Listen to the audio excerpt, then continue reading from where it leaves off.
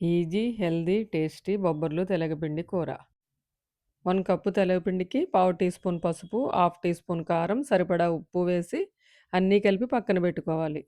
1 cup తెలగపిండికి 2 కప్పుల నీళ్లను పోసి, ఒక హాఫ్ టీ స్పూన్ మెంతులను వేసి, అవి మరుగుతుండగా ఒక చిన్న ఉల్లిపాయ ముక్కలు, 4, 5 పచ్చిమిర్చి ముక్కలు, ఒక వెల్లుల్లిపాయని మొత్తం వలిసి నీళ్లల్లో వేసి, వెల్లుల్లిపాయ మెత్తబడే వరకు ఉడకనివ్వాలి.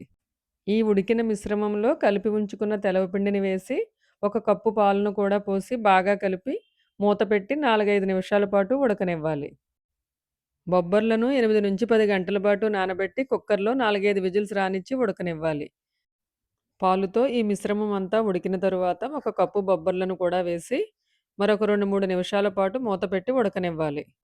తెలగపిండి వేసేటప్పుడు ఒక టీ స్పూన్ బెల్లం పొడిని కూడా కలపాలి. ఇలా కలపడం వలన తెలగపిండిలో ఉండే చిన్న కండ్ర పోతుంది. మధ్య మధ్యలో కలుపుతూ ఉండాలి. ఈ తెలగపిండి కూర వండుకునేటప్పుడు అడుగు మందం ఉన్న గిన్నెను ఎంచుకున్నట్లయితే అడుగంటదు. బొబ్బర్లు ఉడికించిన నీళ్లు కనుక ఉన్నట్లయితే 2 కప్పుల నీళ్ల కొలతతో పాటు కలిపి వేసేసుకోవచ్చు. పాలు, నీళ్లు మొత్తం ఎగిరిన తరువాత కొంచెం కొత్తిమీరను కూడా వేసి బాగా కలిపి ఈ ఉడికిన మిశ్రమాన్ని పక్కన పెట్టుకోవాలి.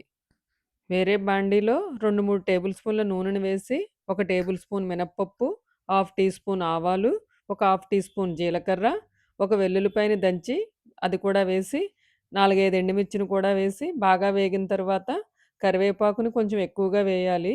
బాగా వేగనివ్వాలి.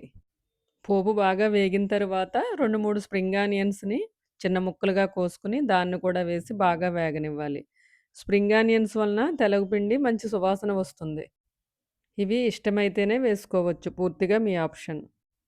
ఈ పోపంతా బాగా వేగిన తరువాత ఉడికి ఉంచుకున్న బొబ్బర్లు, తెలగపిండి మిశ్రమాన్ని వేసి 7, 8 నిమిషాల పాటు బాగా కలిసేటట్టుగా వేపుకోవాలి.